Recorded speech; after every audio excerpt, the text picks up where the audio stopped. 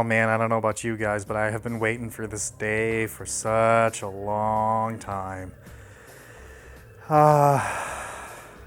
It's here finally. The slowest focusing camera ever. Zen2, baby! Oh man, I have been waiting for AMD to be competitive again ever since I got my 8350 back in the day. And it was just so close, but so far away, but here we are. It's real. It's also not focusing. But yeah, we're gonna build a computer and it's gonna be great. I'm probably going to end up switching to my phone because my A camera, for some reason, the battery is not wanting to charge. So I've got to figure that out. So I'm going to switch between the B camera here and my phone. So I'm probably not going to show a whole lot of actually building the computer. I might get the board out and like show mounting everything, but actually installing it in the case and all that fun stuff I'll probably do off camera. And then we'll do some benchmarks. Oh baby, will we do some benchmarks, and we will see exactly how many records we crush. I cannot wait. And what better manner than to prepare yourself than with some nicely cooked steak that does not look really nicely cooked with the wide-angled camera on my Galaxy S10. Hashtag blame Samsung. Don't... Well, that wasn't what I wanted to do. Hashtag don't actually blame Samsung. No, it's because low light. Like, I literally just have, like, those lights there. Don't worry about it. It's fine. It's good. Just... Benchmarks ahoy! Hi, Megan. Benchmarks ahoy! This is so zoomed in. Why is it saying... That's Megan's computer. Benchmarks ahoy! So first thing I wanted to do is I wanted to look at the actual box and the processor itself. And I guess I'll kind of just do some brief overviews of everything. But yeah, the thing that caught me off guard when I got the box today was how freaking massive the stupid package is. Like, there's the CPU. It's this tiny little thing. Like, the box really surprised me with how massive it was. Fortunately, it was a little damaged during shipping, and that side was completely ripped, unfortunately. But yeah, look at this absolute chunk of a box. Like, this is my hand. Like, that's a big-ass box. And I thought it would be cute if I did some comparisons. So I actually went and found, this is my tin for my 8350 from back in the day. And I thought it was actually really funny that they're basically exactly the same height, but like half the depth. I thought that was really cute. But most of the reason for the size is the Wraith RGB Prism, whatever the fuck it's called, the cooler, which surprisingly, from what I understand, actually rivals the Cooler Master Hyper 212 Evo. So I think I'm going to end up using this thing for a little bit. And yes, I've already opened the box before because I was looking at it while I was at work. Don't hate. So that's the cooler. We'll take a look at that in a second. Let's get the processor out. So there she be, 3700X. And then I got a really cool little case badge, which I also thought was cute because I actually went and I found, ta-da! This one's actually from my 8150, I believe. Oh, there's a number on the back. Not for resale, not for resale, not for resale. Okay. Yeah, whatever. But yeah, now we got the new one. So that'll be fun. Let's take a look at that cooler. Actually, before we do that, I have some more size comparisons that I want to make. So this is my 3DS XL. Just look at it. It's absolutely dwarfed.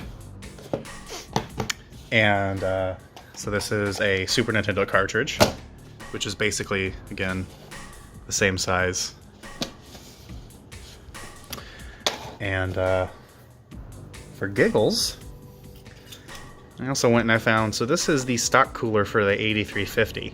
So I figured this would be cute to kind of see how it compares to the Wraith.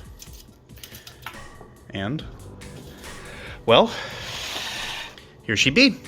This is the Wraith cooler. This is an absolute fucking unit. Like, holy shit, this thing is massive.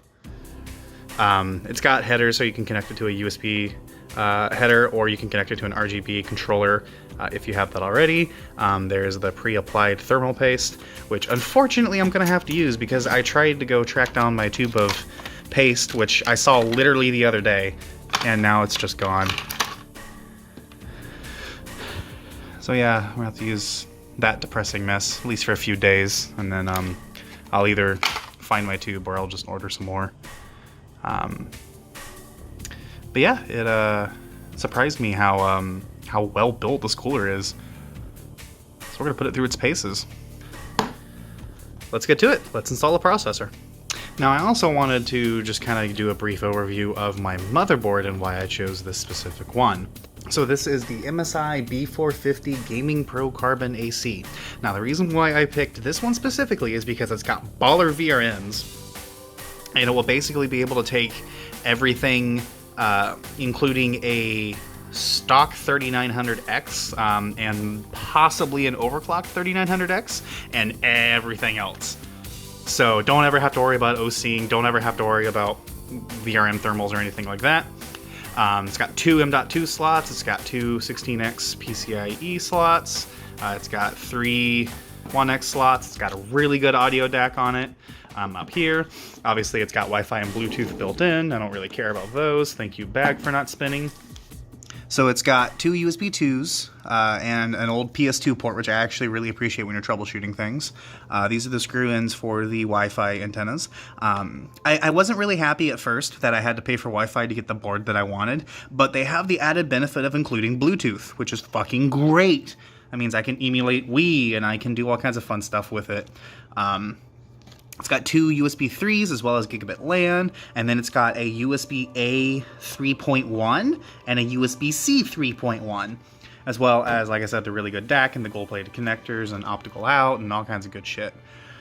So, yeah, this is just a really nice board, and this will keep me going for quite a while. Even if I decide to upgrade going forward, I should be fine. So yeah, let's get to installing some components. So first things first, we're going to install the CPU. It's got just a little retaining arm there. And as a reminder, Ryzen is a PGA pin grid array chip, not an LGA like the Intel chips. Although Threadripper is LGA, Ryzen is not. Now when you drop it in there, you shouldn't feel any resistance. It should just literally drop right into place like this one did. There is a gold triangle on the corner that also lines up with a triangle right there. And like I said, it just drops into place. And then all you need to do is wait for your camera to focus, and then you drop the retaining arm. Now you'll feel a little bit of resistance, so you will need to put some effort into it, but you don't want to crank it. It should just go right down. And there you go. CPU installed. Now let's get that cooler installed. So the way that this works, and I'm only going to have one good shot at this, is you've got the retaining clips that kind of push down and lock on each side. Got them right there and right there. And normally you wouldn't have pre-applied thermal paste, but like I said, I don't have any. So I'm only going to get one good shot at this, but yeah, you basically just squish and then clip. So I'm going to need two hands for this, but I figured I might as well at least explain what I'm doing. So BRB. Okay. Not exactly the prettiest thing, but it's installed. The clips are a bitch, but yeah. Something really interesting that I noticed, and I don't know if I'm going to be able to get it to focus. Oh, look at that, it focused. It actually tells me what slots to fill in first. I thought that was really cool. So yeah, let's install our RAM. Unfortunately, I wasn't able to get 3600. I got 3000 RAM. I might eventually upgrade this, or we'll just see how well this RAM overclocks, and we'll go from there.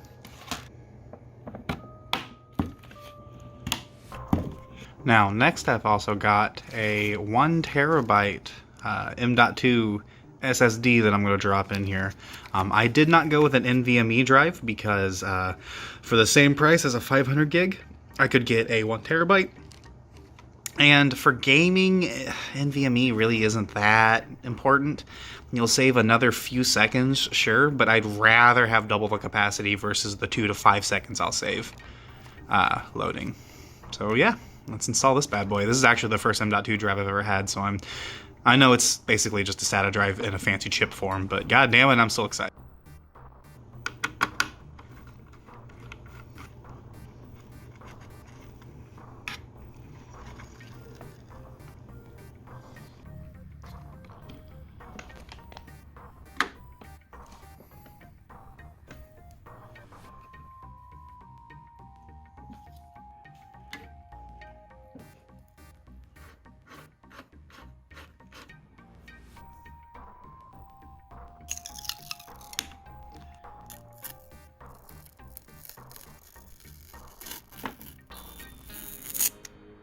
Nice.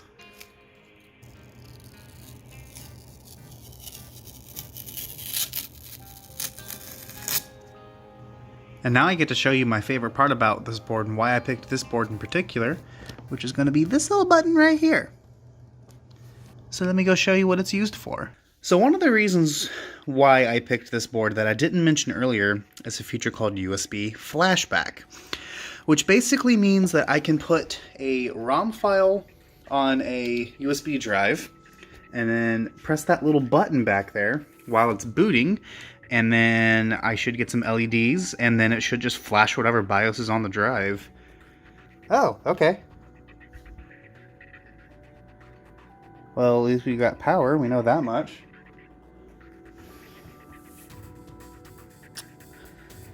Okay. So that red light is saying CPU, but it's not flashing. Oh, okay, there we go. Hang on, I've got something now.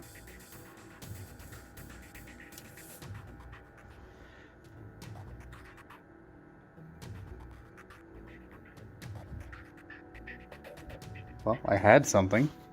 It's not really doing much of anything.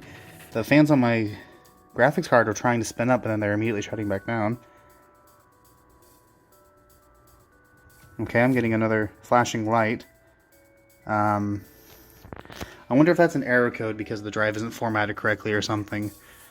I will troubleshoot this a little bit and we'll figure it out, I guess. We'll go from there. Okay, so according to the instructions, I don't think I actually power it on. I think I just press the button. And I should see the LED flashing. Oh. Okay. I'm supposed to stay solid. Do I need to hold it?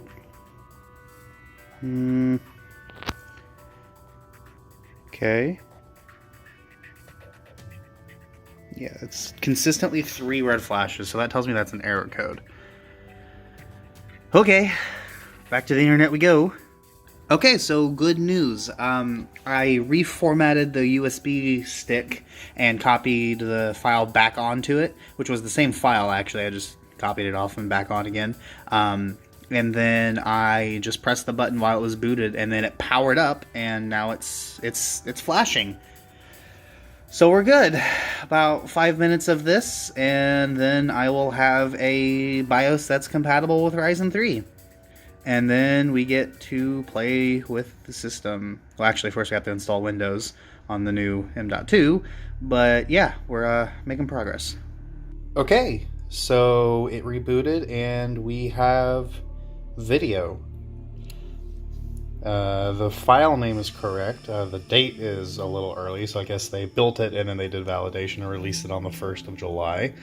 But it is properly detecting 3700X. At the right frequency, and seems to be detecting everything. So I'm going to, I need to plug in my keyboard, so I think what I'm going to do is I'm just going to plug everything in, and we'll see if Windows will install. Okay, so I think we are up and running. The only limitation really is that you don't get the full graphical BIOS. It is a beta, and also there are some boards that don't have enough memory for the compatibility, which sucks, but everything seems to be here. I am definitely not going to mess with that menu yet. I can probably just spam F12 to get into the boot menu. Okay, it's booting. Keyboard's lit, fam. Alright. There goes my RAID card. And boot menu.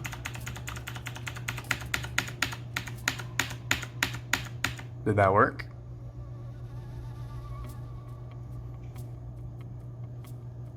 It's just a black screen. My keyboard just shut off. Oh. I'll take that as it's gonna load anyway, regardless of me telling it to boot. Alright then, I'll take that. So let's install Windows, and then the fun can begin.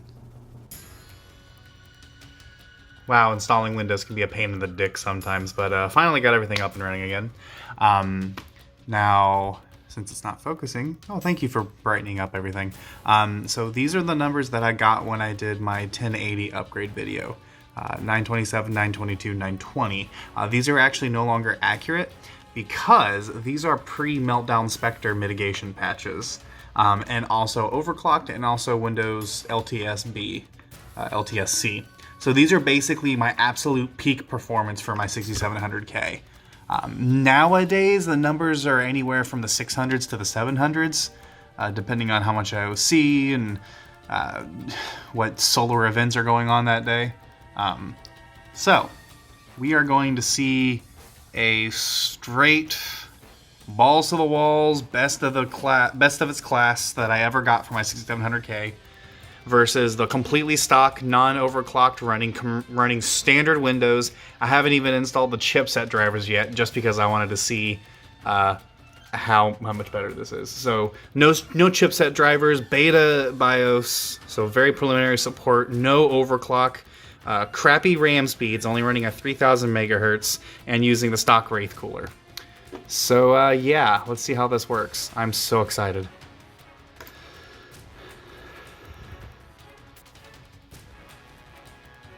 Holy crap, look at how quick that is. Oh my god, that's insane.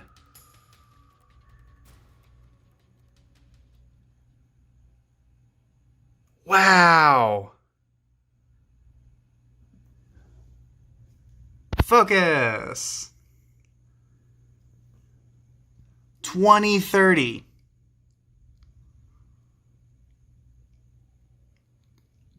Okay, so we're getting, with a completely gimped and badly set up 3700X, we're getting more than double the absolute peak that I got out of my last CPU, and nearing triple what it's actually performing now. That's insane. Oh, I'm so ready for the rest of the benchmarks. Oh yeah, this is going to be great. Okay guys, it is the next day. I've got internet working, I've got Windows installed, and I think I've got everything up and running again, including drivers. So now the actual benchmarking can begin. Now that breakfast is done, and we're finishing up my coffee.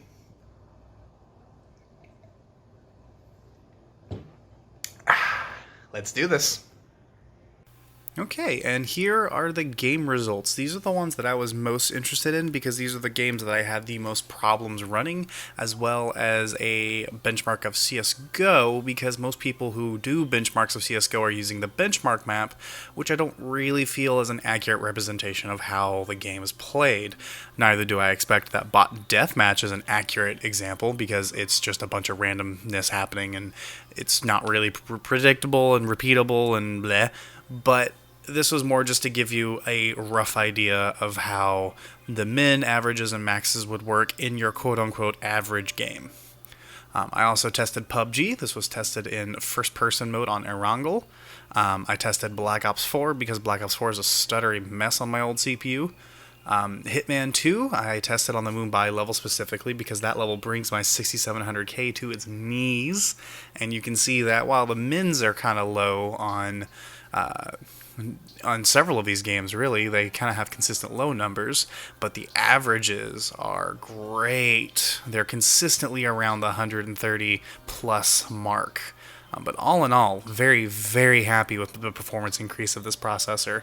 And I'm actually enjoying the fact that in Civilization 6, for example, I am now I am no longer CPU bottlenecked, I am now GPU bottlenecked, which is a great feeling to have. But moving along to some of the other test results, I also tested Ashes of the Singularity, tested it Vulkan DirectX 12. They are basically identical. I got a CPU FPS of 44.63, which is pretty impressive. And then for the Civ 6 CPU test, which tests milliseconds of average load times in order to process the turn for the AI, I was averaging 6.81 seconds, which is insane. It's so quick. And now I'm actually going to do some direct comparisons to my 6700K. The main reason why I'm not doing direct comparisons for the games is because if I tested everything, we'd be here all day, and then on top of that, the graph would be really hard to read, so whatever, I'm just focusing on the 3700X for games, but for this is important to have some context. So for the 6700K, it scored 105,750 on Asus Realbench, and I used the exact same version of the program, and ran it on the 3700X and got 146,660. And then finally, we end up with our Cinebench scores. Cinebench is a interesting test. It's designed to test rendering performance. So if you're not doing streaming, if you're not doing video editing like I am, then this test means nothing to you. It's a good way to gauge the overall peak performance of the CPUs. But if you just game on them, then this kind of means nothing to you. But this is important for me because I'm planning on trying to stream again.